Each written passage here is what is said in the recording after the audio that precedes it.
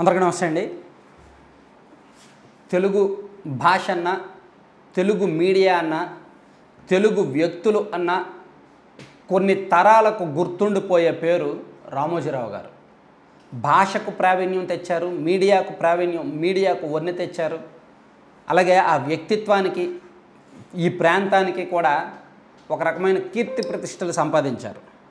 So ఆయన ఇటీవల కాలం చేశారు. సో రామోజీరావు గారు మన మధ్య లేకపోయినప్పటికీ ఆయన చాలామందికి జీవిత పాఠాలు నేర్పారు. నాలాంటి వాళ్ళకి, నాలాంటి జర్నలిస్టులను అనేక మందిని ఆయన తయారు చేసి సమాజంలోకి వదిలారు. నేను ఇప్పటికీ చెప్తున్నా, జర్నలిస్టులు 1,00,000 మంది ఉండొచ్చు కాక, కానీ ఈనాడులో పాఠాలు నేర్చుకున్న జర్నలిస్టులు మాత్రం అరుదుగా ఉంటారు. ఈనాడులో ఈజేఎస్లో ట్రైనింగ్ బయటకు వచ్చిన జర్నలిస్టులకి ఇతర జర్నలిస్టులకి మీరు తేడా చూడొచ్చు, క్వాలిటీలో మార్పు చూడొచ్చు. అది అందుకే మేము ఈనాడు సంస్థ వదిలేసి బయటకు వచ్చినప్పటికీ గర్వంగా చెప్పుకోగలం, మేము ఈనాడు నుంచి బయటకు వచ్చాము అని. మా కంటెంట్ చూస్తే మీకు అర్థమైపోతుంది.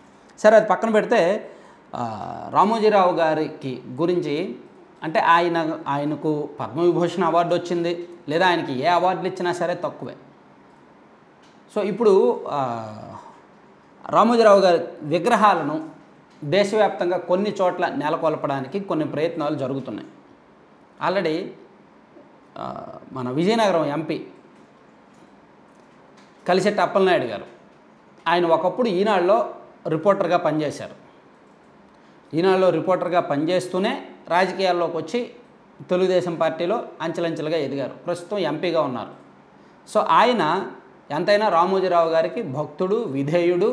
ఎందుకంటే ఆ సంస్థలో పనిచేశారు కాబట్టి, ఆయనకు కూడా విలువలు తెలుసు కాబట్టి, ఆ సంస్థను ఆరాధించారు కాబట్టి ఆయనకు రామోజీరావు గారు అంటే విపరీతమైన అభిమానం ఎక్కువ. అందుకని రామోజీరావు గారి మరణం తర్వాత ఆయన జ్ఞాపకంగా ఉత్తరాంధ్ర ప్రాంతంలో రామోజీరావు గారి విగ్రహం ప్రతిష్ఠించాలి, రామోజీరావు గారి నిలువెత్తు రూపాన్ని ఉంచాలి అని చెప్పి ఆల్రెడీ ఒక శిల్పికి ఆర్డర్ ఇచ్చి ప్రస్తుతం ఆ విగ్రహం రూపకల్పనలో ఉంది.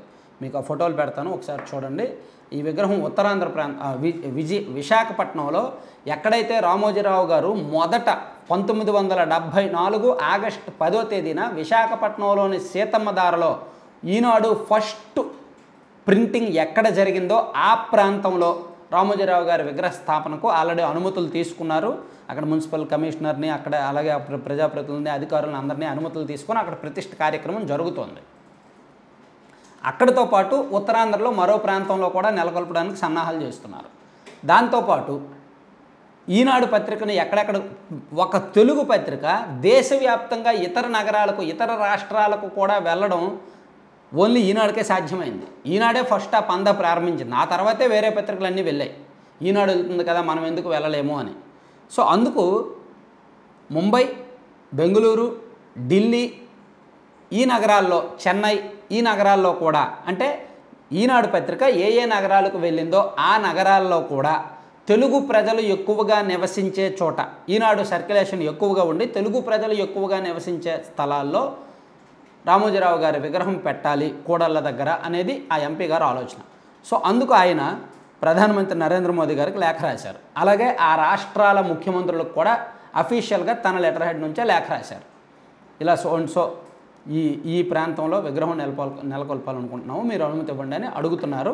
మేబీ అనుమతులు కూడా రావచ్చు, పెద్దగా అనుమతులకు ఇబ్బందులు ఏమీ ఉండవు. ఎందుకంటే పద్మవిభూషణ్ కాబట్టి, ఆయన దేశవ్యాప్తంగా అందరికీ తెలిసిన వ్యక్తి కాబట్టి, ప్లస్ వాళ్ళు అడుగుతున్న ఏరియా కూడా తెలుగు వాళ్ళు ఎక్కువగా ఉన్న ప్రాంతం కాబట్టి, అందులోకి ప్రతిష్ఠిస్తున్నది నరేంద్ర మోదీ గారికి తెలిసే కాబట్టి ఇబ్బంది ఉండకపోవచ్చు.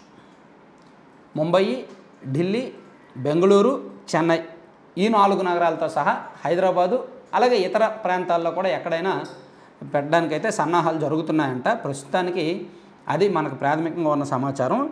ఈ కలిశెట్టి అప్పలనాయుడు గారు అయితే ఇంకా వినూత్నమైన, విభిన్నమైన ప్రయత్నాలు చేస్తూనే ఉన్నారు. రామోజీరావు గారి గురించి పిల్లలకు చెప్పడం, ఆయన ఎటువంటి విలువలతో బతికారు, ఆయన జీవన ప్రమాణాలు ఎలా ఉంటాయి, ఆయన స్థాయికి ఎలా ఎదిగారు అనేది తనకు అవకాశం వచ్చిన ప్రతి చోట చెప్తూ తన కృతజ్ఞత చాటుకుంటున్నారన్నమాట.